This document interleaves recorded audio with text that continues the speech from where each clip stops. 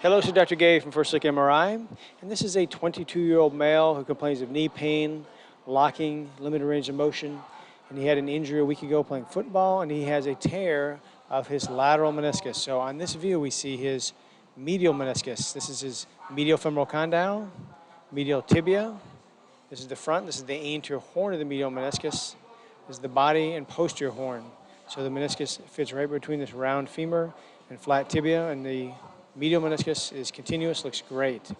Now by contrast, we're going to go across the joint into the lateral meniscus, and we see the posterior horn, the anterior horn, and we're going to come into the meniscus body. So in this view, we see asymmetry.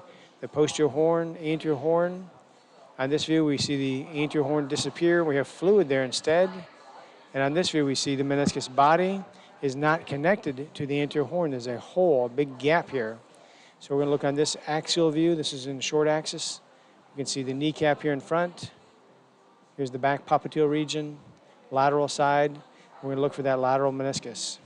So on the medial side, we see this continuous ring, the meniscus, the anterior horn and root. Anterior horn, body, posterior horn, a nice continuous C-shaped ring. On this side, we see the anterior horn, and we see a gap, a fluid-filled gap at the site of tear, about 1 centimeter, and here's where the meniscus continues.